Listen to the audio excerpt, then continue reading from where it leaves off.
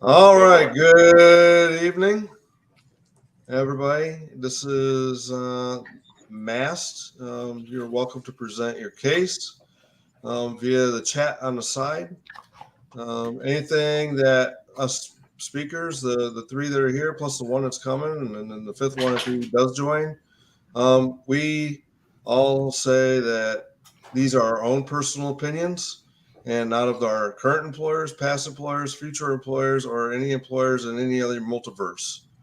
So we're not, this is us. So not in any way representing them.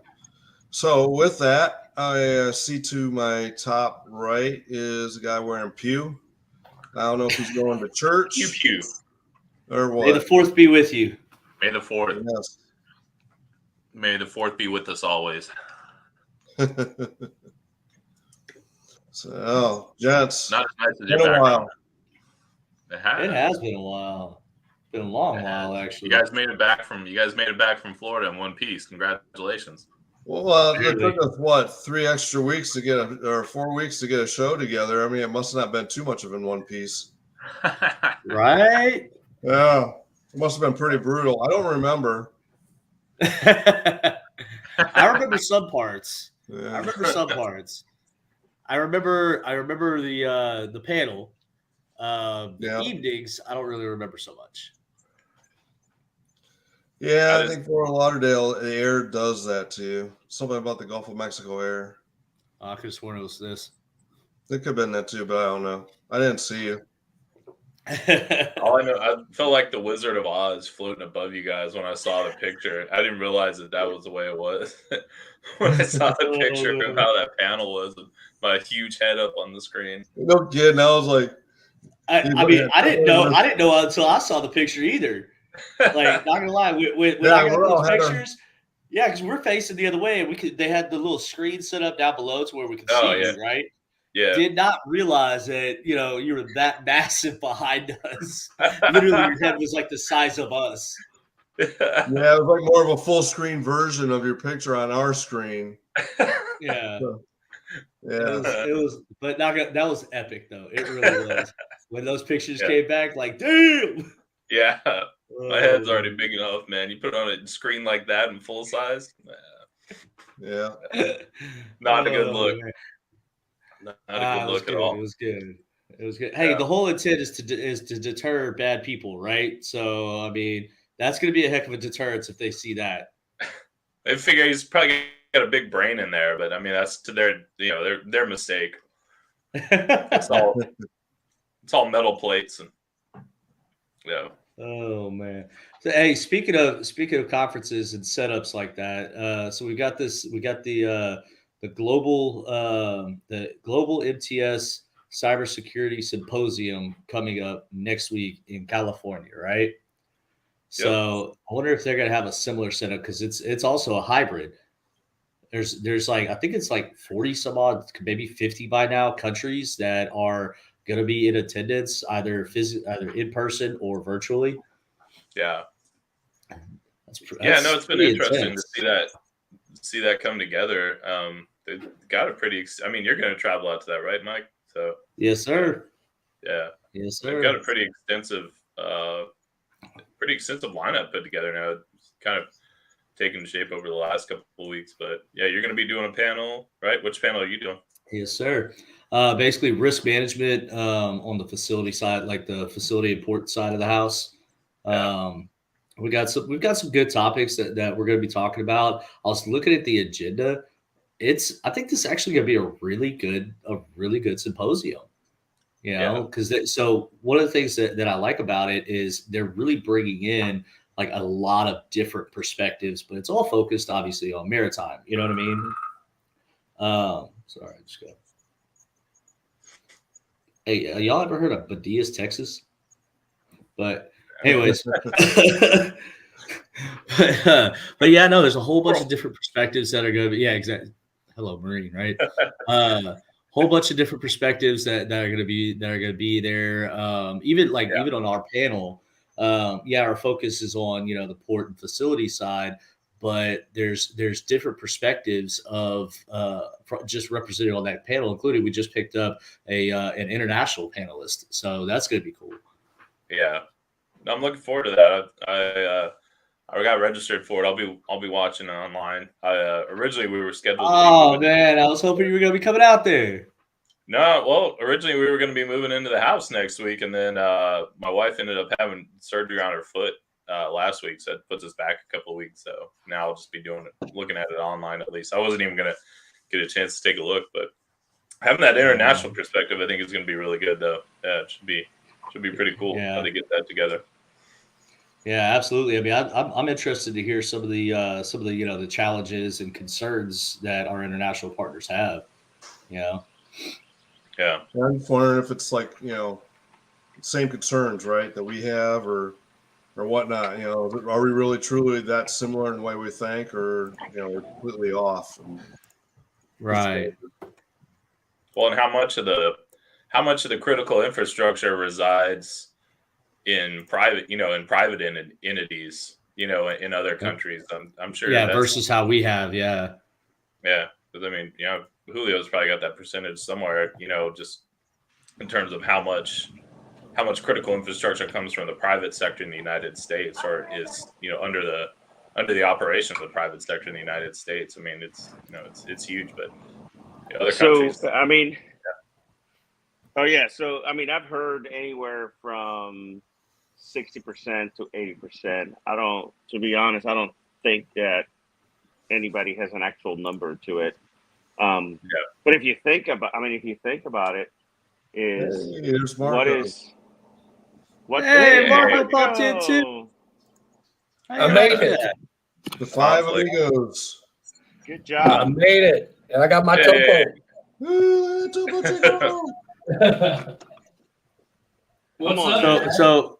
So for those that just joined us, we opened with we opened with some hellos and stuff, and now we're talking about the upcoming Global MTS Cybersecurity Symposium, and we're talking about the different perspectives and how it's shaping up to be a really good symposium. There's a whole lot of different representation, not just from here, but also internationally. There's I think it's something like 40 some odd countries that are going to be represented. This is so much better than. That's a lot of crayons, Mike. That's a lot of crayons. No, look, hey, at least I won't go hungry. Hey, when is that? By the way, sorry, it's next week. It's next week. And safe travels. I'll let we'll send a message over to the area, letting them know that Wild Man Mike will be in the area. So, sorry. Are you? No, you're good. Are you flying out there, Mike? No, I'm driving. Oh, to Seattle? No, I'm flying. Of course, I'm flying. Jesus. What's wrong with I'm gonna take a cruise through the Panama Canal. I-10, man. Hey, I thought that we're gonna invite us to speak as the MaST group, but I guess that didn't happen. No, I mean, I'm a panelist. Well, no, because remember when we were talking about it, like half of y'all said y'all wouldn't be able to make it because y'all had other commitments. Yeah, we did. Yeah, I'm just messing with you, why. Man. And I'm not the one to put it together. Just throwing that out there. Well, the most. What is your panel or topic on, Mike, for this global maritime security thingy with 40 countries?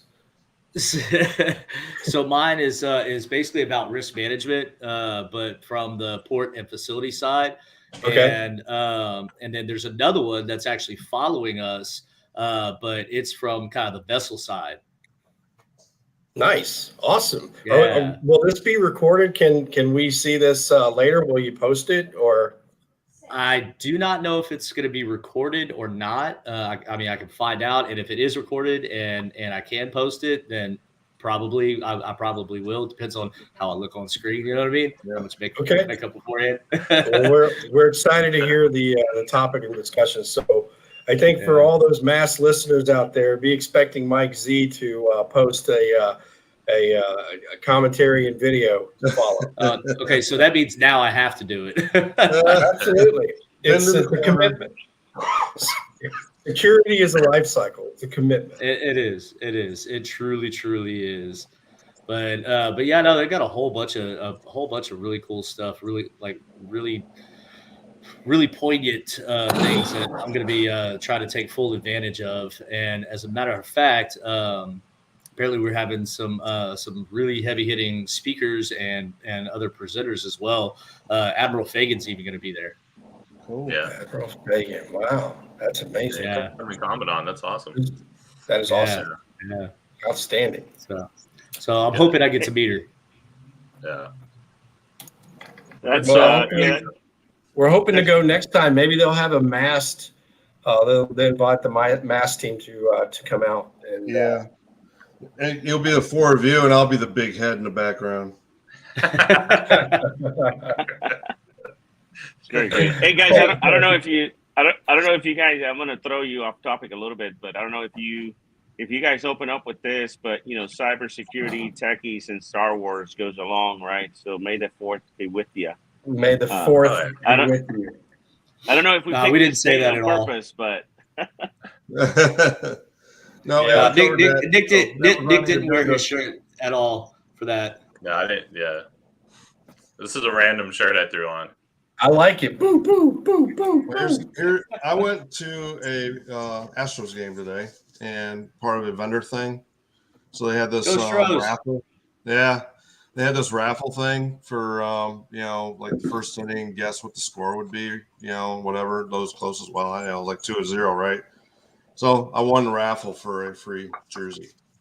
Nice. Oh, awesome! Man, you're always Had a winning. good day today. Yeah, literally the only thing I've ever won, like raffle wise, even gambling wise, the only thing I've ever won is a gun. And when they called me and said I won that raffle, I literally laughed at them and was like, "Yeah, right, good joke." Yeah. But hey, so real quick, but kind of back to Nick's point from earlier, or Nick's question from earlier, Julio, do y'all have any stats on like the critical infrastructure that is owned or operated by the state versus private entities from the international perspective? Because obviously here in the U.S. the number varies, but it's typically between like 80 and 85% of critical infrastructure is owned or operated privately. But also we know obviously that in a lot of foreign countries, internationally speaking, a lot of infrastructure is actually owned and operated by various state entities. So do you have any information on that or perspective? So I do not have specific stats. I mean, like I said, I think even the percentages, depending on what documents you read, the percentages of how much critical infrastructure is owned by the private sector here in the U.S. It's kind of shaky, right? On average, people say 80%. That's kind of like the most solid number that I've heard, but I've seen anything from 60% to 80%. So it's kind of hard to tell. Now, I tell you this though, when you look at other countries, the critical infrastructure is actually owned and operated by the government, especially on the port side of the house. It might be leased out to companies and things like that, but the actual port facility is owned by the government.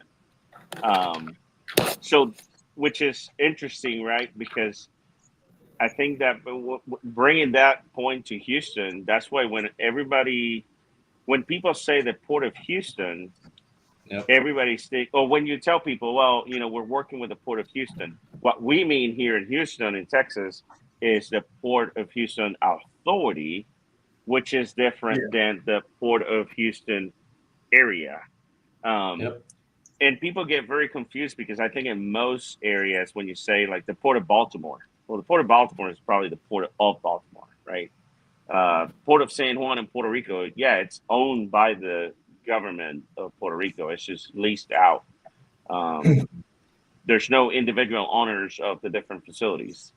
So that's a great question, but I don't have real numbers for that. And I'm sure somebody probably has country by country. Compared, What's that? All the things you can compare too, though. I mean, think about the workforce issues that we have here.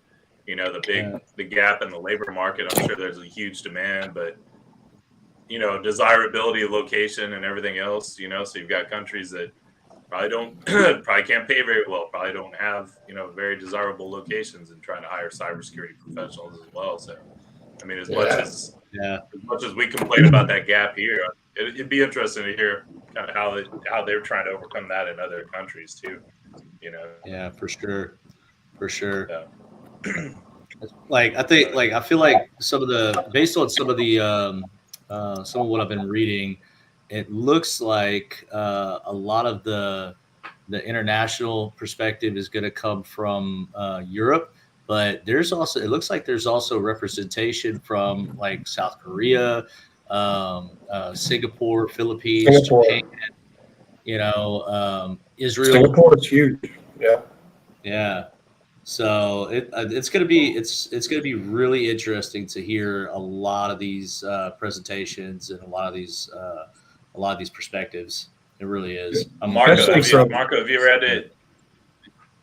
Yeah. Go ahead.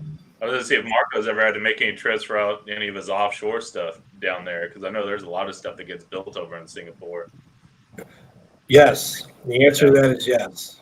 Yeah. G14 classified. So that's all I can say is yes. Yeah. I will say that the answer is I cannot confirm nor deny. That's right. There is no yes and there's no no. What I will say is it's cool, Mike, that you're going to be out there. He'd already left. See you, Mike. Bye, Mike. Oh, you can hear me. All right. Is that like allied countries like Singapore, they've got a very strong port presence, and also security. I mean, they're really strong. They coordinate with CISA. So the CSA for Singapore is really strong, and they got some really, really good talent over there too, not only within the government side of it, but also the port operators. You got to look at, they got a lot bigger threat than just what we have, because all the piracy and everything else that goes on in the region. Oh, absolutely. They have to be on their game. Yeah, and a lot of these countries are building even their expansion or large expansions of their port infrastructure, and a lot of that comes with obviously digitalization efforts, and so then there's a lot of pieces with that. But it's cool, Mike, that you're going to be around with that many countries and allied countries, and you're right about the European side of it. They've written a lot of documents on cargo containers and ports and facilities, and best practices here, cyber hygiene there. At the end of the day, it all comes down to cyber risk, right? And how are we protecting ourselves, and how are we able to detect, protect, respond, and recover? And I know Chris is. Look at you. Chris is definitely has had a lot of experience in that here in the last couple of years, especially in the detect, protect, respond, recover side. So. Yeah, I mean, it's tough. I think the actual hardest part, and everybody else says it is just the identify part.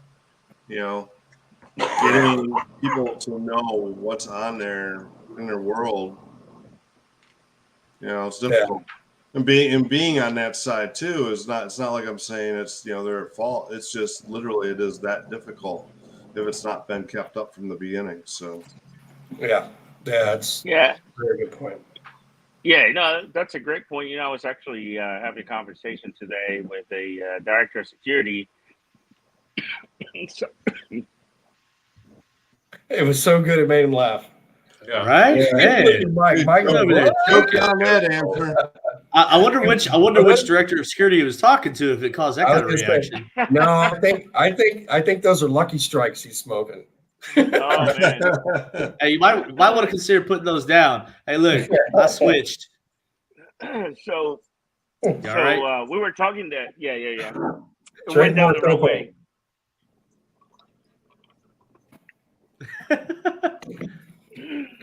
Give him a chance to recover. Right. So we were talking about the challenges on the cyber side, and one of the things that we ended up talking about is the internet has been around for how long now, 20 years. Yeah. Yeah, longer Yeah. than that. that. More than that. I mean, if you're looking at, I think it was initially Yeah. like 64 or something like that. Well, I mean, It was alive before my time. Put it Right, this but way: Chris Walski was surfing the internet in the mid to late '80s. Using C prompt. so let's say, when I did the did want internet? NSA to know about that. Thank you, Marco. You're welcome, sir. Anytime. When did the internet, it had the big boom, right? Was in the probably like mid mainstream. 90s. And the Like dot com. mainstream was probably like mid When all the 90s. college bulls Dot- are getting Yeah, renamed it's- the dot it's- com bulls. Right. Yeah, So what we've you had .com. was you had like the BBS systems, the multi-board systems, and stuff like that, and they all quickly disappeared sometime around 95, 96. When everybody was like, "Oh yeah, we're gonna move over to the internet." Yeah. right. So Wow, we've well. been adding technology to the internet for, let's say a little bit over 20 years in mainstream. But security hasn't always been a thing for the internet, right? That's never been a thing So- for IT. No, man, just trying to Right. connect to the internet was the challenge back then through Right. modems. Yeah, It's like, Well, come yeah. on, connect. I mean, and on top of it took a significant event to even start focusing on physical security. Yeah. Right. Oh, So that's a valid point. so That's a now- valid point, right? right. So now we got to play catch up, right? We got to protect what we got, and then you got to go back and track out all that architecture that has been building for over 20 years, and now we got to play catch up with it. So Yeah. Well, I as mean, we're playing catch up, then we came up with moving all of our servers from on-prem to off-site to this cloud, and now they're like, oh no, now you need on-site cloud or on-prem cloud. Right. I'm like, what? Yeah. Right, Chris? Yeah, it's crazy like that right now. They're like, no, we don't trust the cloud anymore, but we want a cloud, so we're gonna have our own cloud. And yeah, it causes a lot of confusion. I mean, think about it. Anytime there's a major technology shift, if it's like even accounting software to whatever, the disruption that it causes in people's day-to-day lives. Oh, I mean, that's absolutely. virtually every week. You know what I mean? Damn, I mean, I haven't got Nick choking. if Mike Z can't get to Snapchat, I mean, that right there is it's a bad day. No, hey, it's all about that Insta and TikTok now. Oh, okay. TikTok. Oh, that's right. That's right. I'm with Yeah. you. Hey, So- Snapchat's on the decline. So it makes sense. It makes sense that people are trying to build their own clouds, because I think the concern, right, is, well, okay, if I use the commercial cloud, well, who else is on that, and who has access to it, and who really has access to my information? I think that's what most people are worried about. I mean, you look at, I think there was a congressional hearing a couple of weeks back that I was listening to, and I'm terrible with congressmen names and stuff like that. But one of the congressmen was talking about, hey, what about the telecommunications and these data centers that everybody uses, including the government, including private sector? I mean, those guys are seeing that transmission going back and forth. And do those people have access to the information that's sensitive and all that? I saw that. I mean, it's a legitimate question. How do you protect that? Not everything is like Signal, where it's encrypted in one end and the other, and nobody in the middle, quote unquote, nobody in the middle can really see it. But is that really true? I don't know the answer to that. Yeah. I'll leave that to Chris and Marco to talk about that.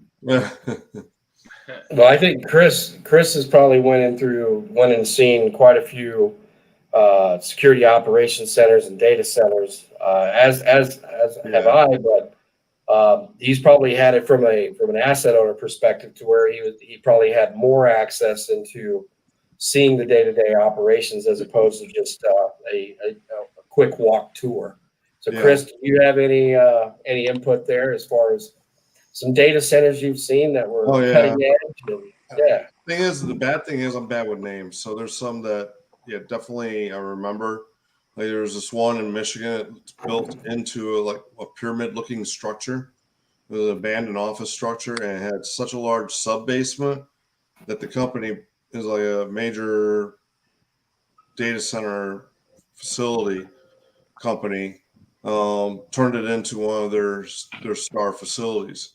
So it's like, yeah, this is big business right now, and you gotta Right, but getting those data centers back in. I mean, that's kind of like what they're looking at is they're looking at the. I think I know where Julio's going. Yeah, no, I know where you're going. They're looking at not like cloud, but they're putting, it's literally putting their own physical servers in a different location than their office. Well, I think where I So, was going, where I was going with that question is, so let's say I'm an admin at a data center, yeah, and I got the God control. Can I get in there and look at the data from all my clients and actually be able to dig through it? Oh yeah, you don't even have to go to the data center to do that. If you're admin, you can just remote desktop. yeah, but that's only Right, for that one, I'm kidding. for that one I'm account, kidding. right? I'm kidding. Right, only but for I'm looking at, Or am but I? I'm looking at those nods, right? If we see what hackers have been doing lately, they're hitting those third parties that they own or manage a lot of the information for many companies at the same time. Those are the big guys that are targeted. So when I think of a data center, I'm thinking, they probably have over 100 companies that put their data through their center. Yeah. So if I get a job at a data center and I'm an admin, can I go in and see and sift through all the information from the clients that have traffic going through my data center? I think that's my question. Well, I mean, you think about it. I mean, if they're doing it right, and I'm sure that the clouds are, vendors are doing like Microsoft and AWS and Google. So they're doing it right, but they're not able to see because everything, if they do it right, is encrypted between the different pieces of different companies that they host. If a country really, really, really, really, really had a lot of money and wanted to put the time and investment into it, then they might be able to break it, but it'd probably be like 5 years after the fact, and it'd be like useless information and how fast information flows now, right? So the answers and the discussions that I've heard is that no, we don't have access to it. These are all cores, and there's so much information, and so. But I honestly, it all depends on everything, on all kinds of things, right? Well, and I think. Sorry, go ahead. And no, I was going to say, and then my follow up question to that is, what kind of security clearance do you need to work at a data center that's privately owned? That's a good question. It's a great question. Why don't you get back to us once you find out? Let us know. So that's actually kind of leads to what I was going to say. What's that, Mike? At a certain point, you have to. If I'm the asset owner, I'm going to contract with this data center, right? I'm going to do my due diligence in that, it's basically supply chain security principles, right? So you want to put into your contract that you have audit capabilities, that they have to meet certain criteria. You establish what kind of background checks they have to have, what kind of clearances that they need.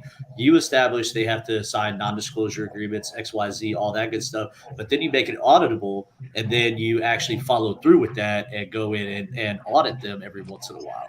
You check their security principles. You check to see what kind of protections they have in place. And then you basically write your contract to what standards you want. Well, but here's the challenge that I see with that, right? And when you talk about supply chain, you might have a contract with, a data center X. However, before your data gets to that data center, it goes through 2 different telecommunication companies that connect to this data center from your company. Right. And okay, you told the data center you got to have this level of clearances, but you have no say about your internet provider, right? And the telecommunication companies that are moving your data. So how does that look like? You're right though. I think the right answer is, it's got to be addressed in your contracting. But I don't know. I don't know that everything is so broken up in the internet. How do you ensure that your data is protected from point A all the way to point Z? Yeah, that's always a key, question. That's where the whole thing with, just it's it has to deal, with the trust, and that's the thing. If we really can trust people, I mean, because we've seen through government too, right? That you got people that we completely background investigated, and they leak all this crap out, right? Boom. It does- Perfect. Yes, it's exactly. exactly. I mean, there's always that Exactly. You can only do so much. you got to trust somebody at least a little bit, unless they've It's got just- some reason not to. Yeah, you just have to do due diligence. You have to do your due diligence and make the effort, follow through with it, all that good stuff. But yeah, at a certain point, there is a level of trust that has to be, given on both sides, but as long as you do your due diligence, you're doing the best that you can. There's no such thing. There's literally no such thing as a perfect security system. Period. At some Right. point, something can get exploited, and you have to measure the risk, right? You have to measure the risk. You have to determine what the threat is, what the vulnerabilities are, what the consequence is, and determine whether or not you're going to accept the level of risk that you've identified. If you haven't, then move on, or try to mitigate that risk to a lower level until you are willing to accept that level of risk. Because there's no such thing as zero risk. Here's the crazy part, right? And I'm gonna take this one step further because that's just what I do. How many? So right now, cybersecurity regulation, cybersecurity incidents, cybersecurity attacks. There's no law for anybody to report that, by the exception of, certain SRMAs, at a sector-specific risk management agency. Some SRMAs have regulation for reporting requirements and all that, but the great majority don't have that. For example, a data center doesn't have any regulation that they have to report an incident. Is it on their best interest? Maybe. But where I'm going with this is, let's go back in time and think about, Edward Snowden. Right. The only reason we knew about it is because they classify him, because of the government laws and the agreements that he has signed, and they say, okay, now we can classify law. We can say this guy was a spy, and now he spilled the beans on all these things. So let's say how many Edward Snowden have private industry found on data centers or other areas of the telecommunication, and they have simply just fired the guy, and that's it. It's quiet. Nobody knows about it because there's no mandate for them to report that type of breach. Well, even if there is a mandate, though, that you still run the risk of them not reporting. I mean, that's reality. I mean, obviously, you see, like my dad always said, a lock is for an honest man. You know what I mean? It's the same thing with laws, with regulation, and everything else.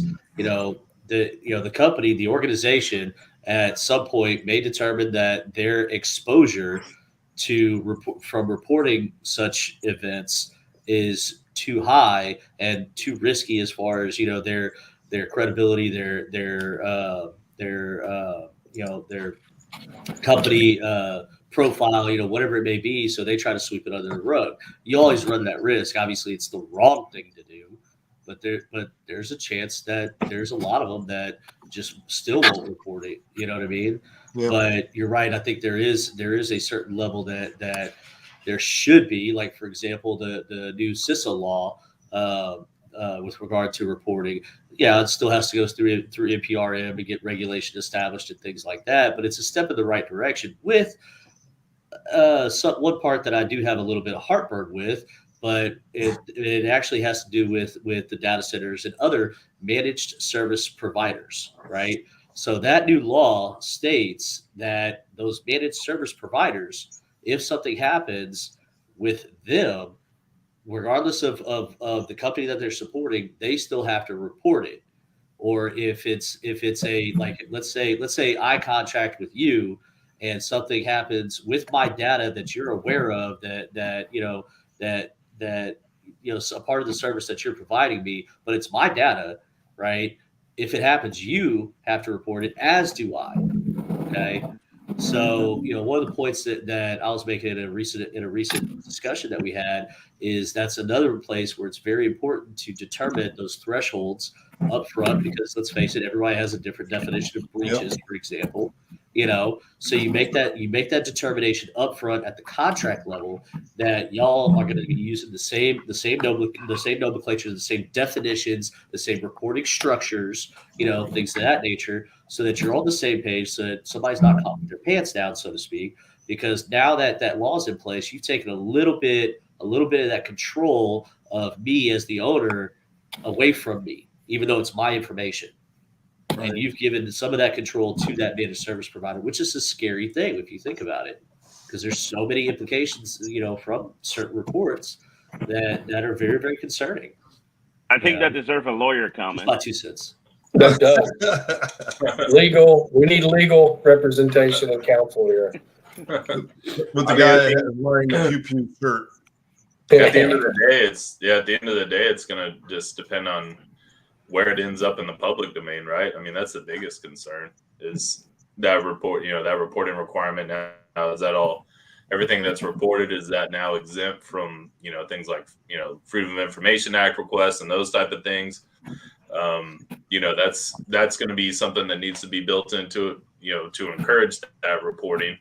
But yeah, and what if the cyber insurance providers, or stockholders, depending on the size of the company, what if they get wind of it? All those different things. I mean, it's just, I think you'll see it normalize after a while, but I think we just have to set a baseline and let everybody adjust to it. I think that's been the biggest issue, is that we just across the board, it's been tough to just anybody say, okay, this is the baseline. Everybody needs to meet this baseline, because there's been a back and forth about, well, this company is too small, or that doesn't satisfy the needs of this company, and this and that. And eventually somebody's just got to call the ball and do it, and then everybody adjusts accordingly. But I think that's going to be the biggest challenge there. But just going back to even like the employee considerations, I think the ideal situation is where you switch from just having somebody checked whenever they come on board, and maybe checked every couple of years, which is what happens with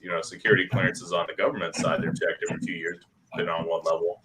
Now, is there some kind of continuous monitoring that has to be done once you bring somebody on board, and not only in the government, but also in the private level? But then think about the cost involved with that you've got people constantly keeping an eye on employees and seeing what they're doing, and what constitutes, some kind of risky behavior on their, so it's all these different things that are thrown in there. But I think that's going to be the big thing. I think the reporting, that's going to be the big thing there, is there's got to be a clear boundary in terms of the data that is reported and provided, that it is going to be protected, because the interest of it being reported is to strengthen the entire system.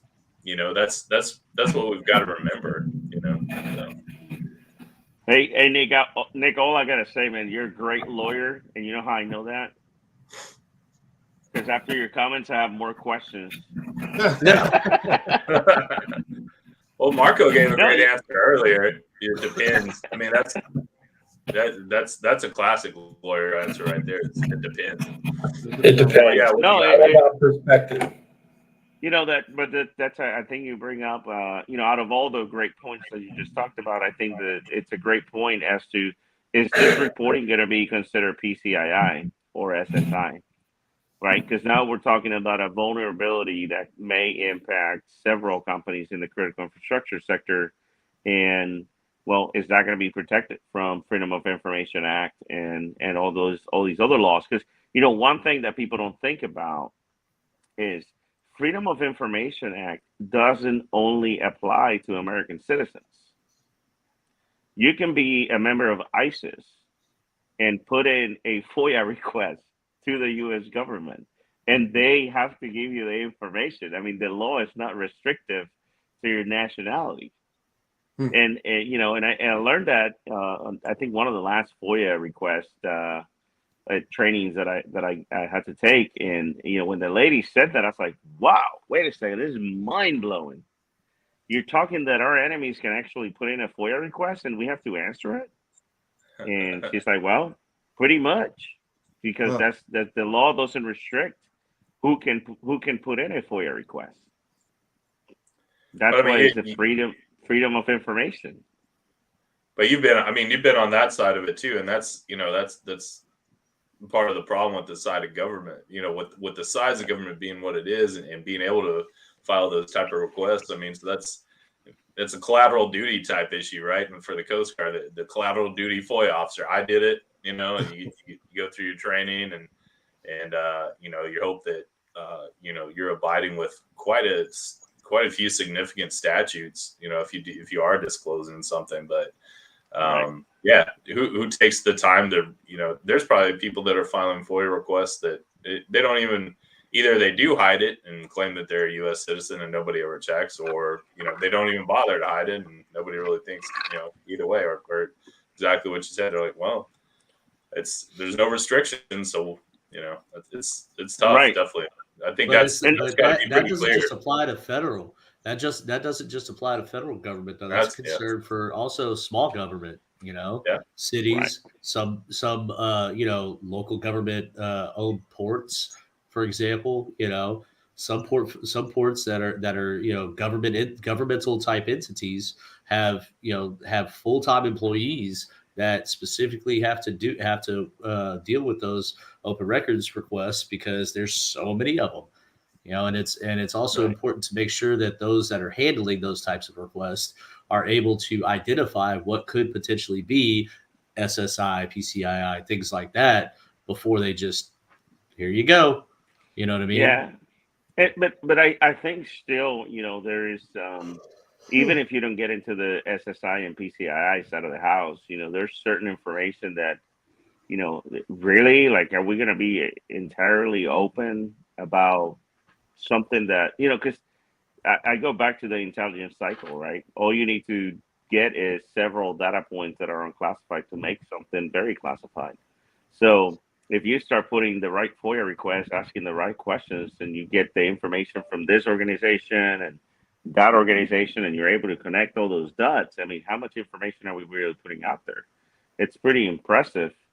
Our laws are our laws, and I think, the people have the right to know, but man, we need to be mindful of that at some point, right? And you also have to be mindful of just what's available on, say, Google, for example. I mean, right. I put together a really big, I wouldn't say really big, but a big exercise based on simply, publicly available information, utilizing, the internet, and, even just made a few phone calls, you know what I mean? And I had all the information I needed, and the attack side of this exercise was highly successful based on just publicly available information. I mean, Facebook, for crying out loud, and Instagram. I got a lot of information just off of there by say I went to a couple of different companies, websites, saw some of their key contacts that were listed on their websites, went to those Facebook accounts. Guess what? They were open. You know what I mean? So it takes a certain level of also personal responsibility, that you have to be aware of these things, and those that are planning, for these types of events have to take all of that into consideration.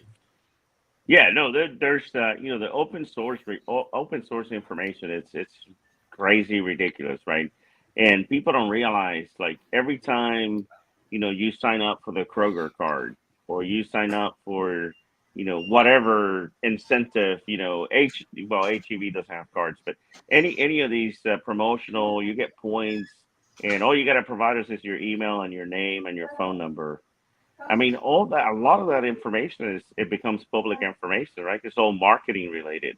So if you know how to do open source intelligence, it's incredible the amount of information that you can get. And I tell you this, I had a friend of mine, that's my hobby, right? It's open source. I'm always looking around and trying to see how much information I can find about people and public records. It's kind of a weird hobby.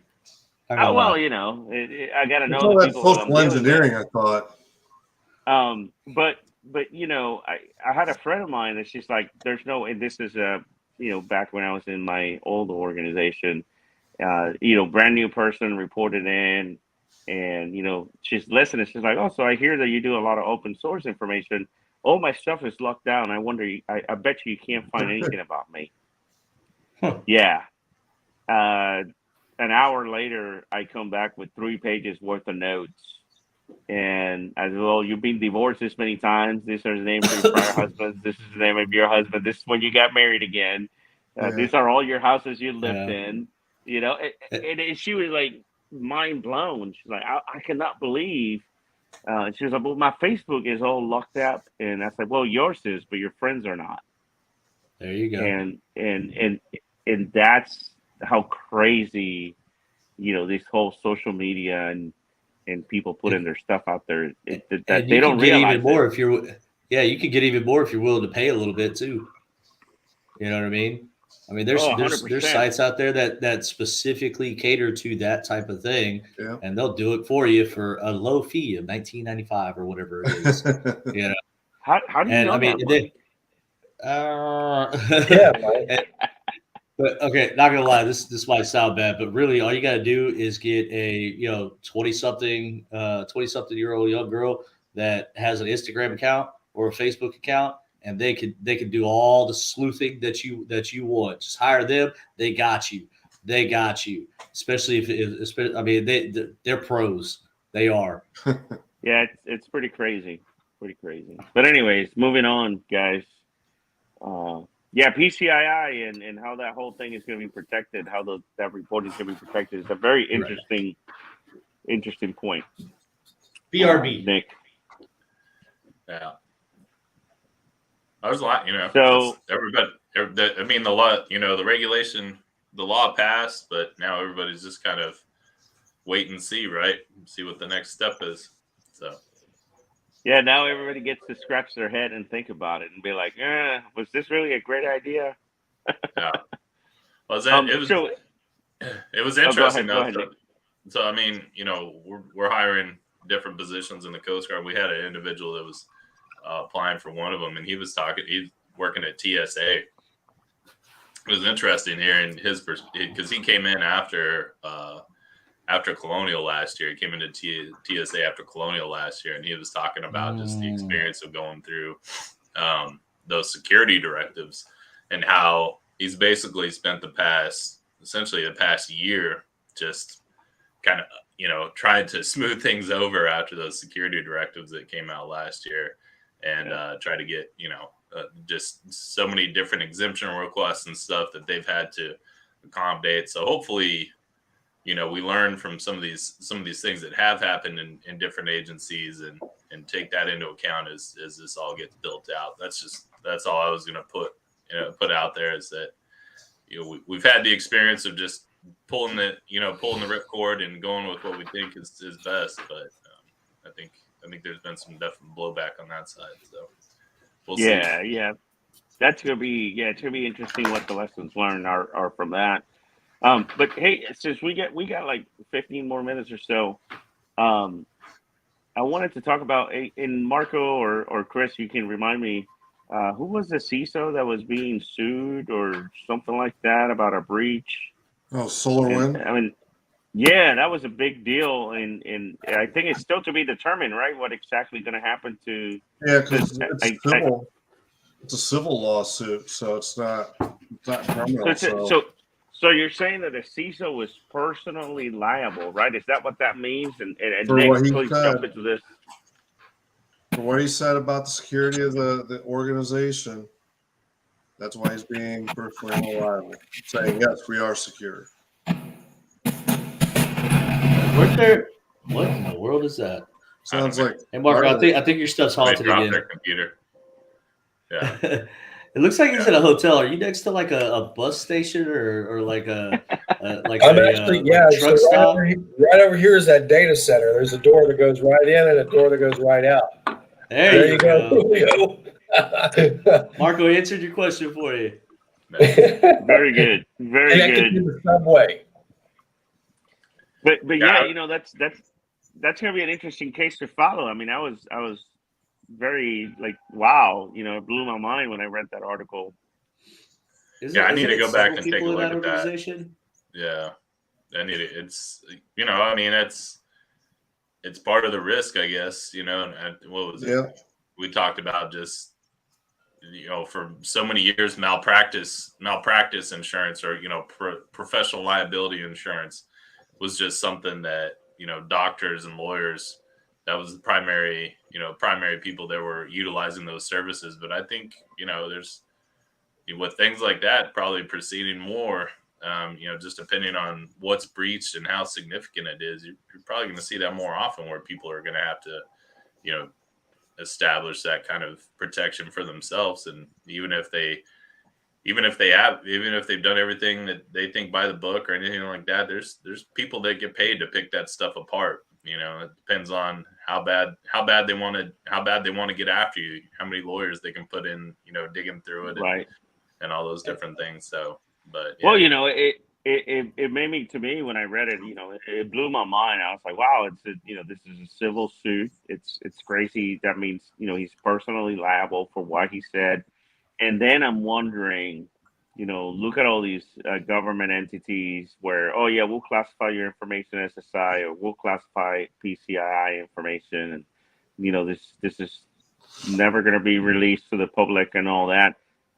What if at some point that fails and now somebody wants to civil suit you because, well, you told them that this was protected and that's what the book says, but now that's not necessarily the case. Like, are you liable now for that? Like, are you personally I mean, liable for that? if there's negligence or well, this is really a Nick, probably more of a legal standpoint, but I would think from a trial case is that if you swayed folks to believe that one thing when in actuality you didn't have it, that would be like Mike saying, my house is completely secure, but yet he sleeps at night with his windows wide open. I'm just saying that if you're trying, I sleep at night with a gun on my nightstand. there you go. I guess the thing is there's got to be some proof of I guess something of that nature that would be able to incriminate. Obviously, this is something that's outside my knowledge base, but Nick, what are your thoughts? Oh yeah, I mean it's just going to continue. They're probably going to draw a lot from other cases as it kind of gets built up. I mean, so there's always that thing about you can't sue the federal government. Well, you can, you can get to it. And if you look at the lawsuits that come across, you see the name of the person that's the head of the agency that's actually named in it. So you can sue the person that runs the agency in their official capacity. So there's things like that out there. You probably see this, similar thing in businesses. Like, okay, you may feel the business is protected, but then you come after somebody individually, or you name them both. You name the company and the individual in there. It's all going to depend on those circumstances, but they're probably going to draw a lot on, similar security type issues. Maybe it could be drawn from case history, like with workplace violence or, things like that, or just safety hazards type trial history, where they can draw parallels from that same reasoning to say, yeah, you didn't do everything you should have, and even if there isn't a law, that's the problem, is that at some point because it gets so pervasive that if a court wants to, they can say, yeah, there may not be a law or regulation against this, but it's everywhere right now. So you should have known better. You can't really claim that because there wasn't a law or That regulation reasonable against it. person thing, right? It's Yeah. that to a reasonable person, Yeah. should this have kind of thing. Yeah. Well, I'll tell you what, I don't want Jim Adler going after my butt. You know, 'cause That hammer. hammer. Texas hammer, man. He's got it. the You know, Texas with hammer. all this- I don't want to have that dude. With all this discussion, actually, like I'm curious. I wonder if there's been an uptick in Safety Act designation and certification requests or applications, I should say. Y'all familiar with the Safety Act? No. Okay. So the Safety Act was basically put in place after 9/11 to help actually set limits of liability for designated technologies, if you will. Gotcha. Now, the definition of technology is very, very broad. So, like, for example, certain like plans and security systems, not necessarily technology systems, but like management systems, just certain various aspects. So it doesn't have to be specifically like a technology, right? But you can submit your application basically showing that you have done your due diligence and it meets certain criteria, blah blah blah blah blah, and you can get a designation or a certification. And what that does is it helps to set limits of liability in case something happens. You know what I mean? So, like, in case there is some type of attack, or specifically like terrorism related, it does set that limit of liability for that technology, specifically that technology. So, like, for example, some contract security companies, they have certain aspects of what they provide. Designated under the Safety Act, like maybe it's training, for example. So their training program, how they train security officers, to what level, blah blah blah, is designated, has a Safety Act designation, as an example. So, like, if I'm just thinking through some of this stuff, that to me would probably be beneficial, in addition to obviously the personal liability insurance. Try to capitalize on those things that are available. You know what I mean? So I'd just be interested to find out if there has been an uptick in those type of applications. I'm Yeah, sure there is. I mean, personally, me being in a role like that, it's, it makes you sit there and think, okay, what protections do I need to protect myself? Because if I just say something wrong, it's taken the wrong way. So, yeah. Yeah, so it's interesting. I think that's a topic that it's going to grow as all these policies and this regulations come into play. But for example, like I think we were talking about this earlier, right? IT and Internet of Things.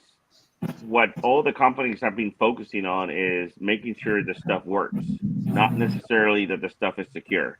right. And now we're going into this trend where, all right, now you got to make it work and you got to make it secure, right? But that wasn't the reasonable thing 10 years ago. 10 years ago, we just wanted to make sure that the stuff worked. Yeah. Now we're saying, well, we got to make sure it's secure.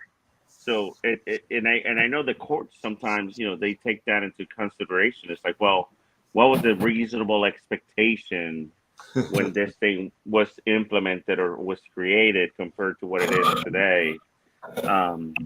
I think that's going to be an interesting development. I'm definitely following that story just to see where it goes with the courts. But I mean, heck, that's if I was a CISO, I would be concerned, 100% concerned about, and very careful about what promises of what things I say when I'm trying to sell my product, because what your name is on, right?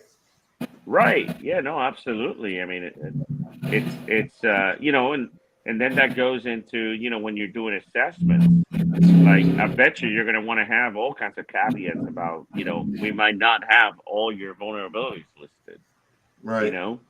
Because it's so unknown. Going back to SBOM, and knowing, all the different applications that are within an application. And so when you do an assessment, are you looking at the application, or are you going to have to now go and dig in deeper?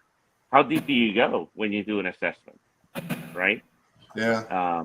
And how many vulnerabilities do you list in a, like, say, a regulatory type assessment, right? I mean, Well, like how you many? said, are you going to list them all? I mean, that's Well, thousands. Well, I mean, it's true. I mean, and I think that's okay. The vulnerabilities out there, you should list it. And who cares if it is 1,000 of them? That means you're doing a great job as an auditor or an inspector.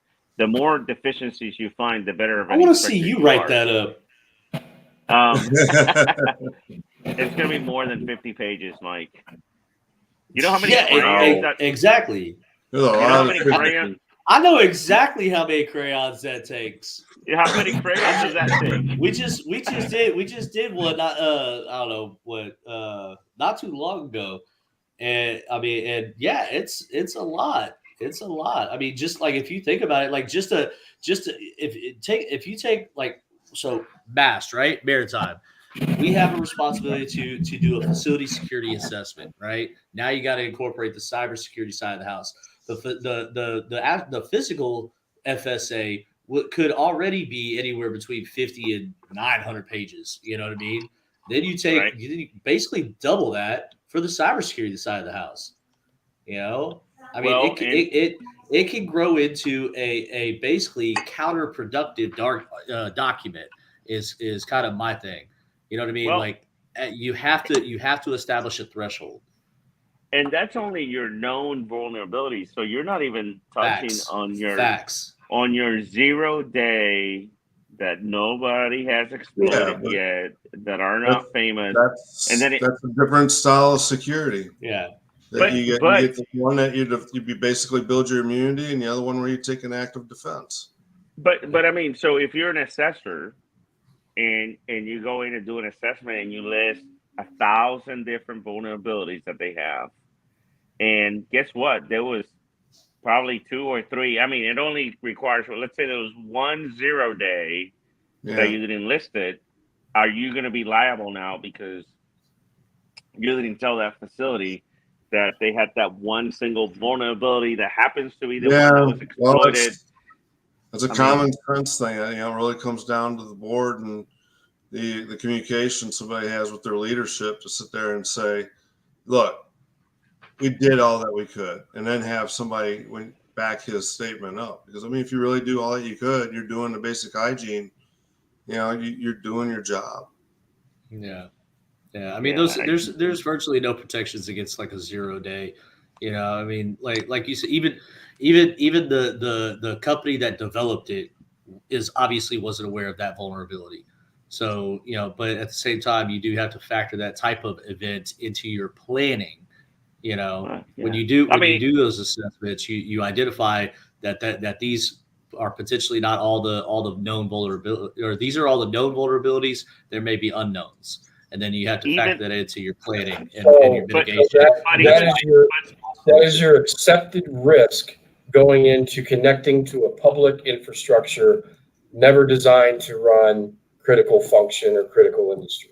So that is a agreeable thing that your corporation at a business level must have said, we're going to connect to the internet. We're cool with 0 days.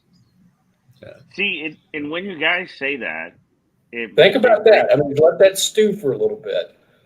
So, but when you guys say that, it makes me think about the early we're days at of time, by the way. Well, I I mean, know. it's like they're gambling. They're Yeah, gambling on so whether they can make it will happen or not. it brings me back to the early days of Aaron Breckenridge and all the environmental lawsuits, right? Did the company That was a really great didn't movie, by the know? way. I mean, did the company really knew that there was no vulnerabilities, or did they suspected it? And the key thing there is, did somebody documented it, and then is that document going to come to light, right? Yeah. Because everybody wants to claim ignorance whenever lawsuits come around. Hey, look, I'll put it to you like this. My philosophy is CYA. Okay, for real. Like, I'm serious. Like, okay, so we know I'm a security manager, and with that comes some inherent vulnerabilities, right? Nope. So I am Mr. CYA. I'm gonna do my part, okay? But I can't remember who just said it, but it boils down to what level of risk the organization as a business unit is going to accept. That's the whole reality of this. There could be you could put a list of 1,000 vulnerabilities in front of an organization. I'm not saying it's the right thing to do for that organization, obviously, but you can put a list in front of the owner operator, the board, whatever governing body that organization may have, and say, here's our risk, here's all the vulnerabilities, here's the consequences, these are the threats that we're facing. Here's my recommendation. They can choose to accept that or not.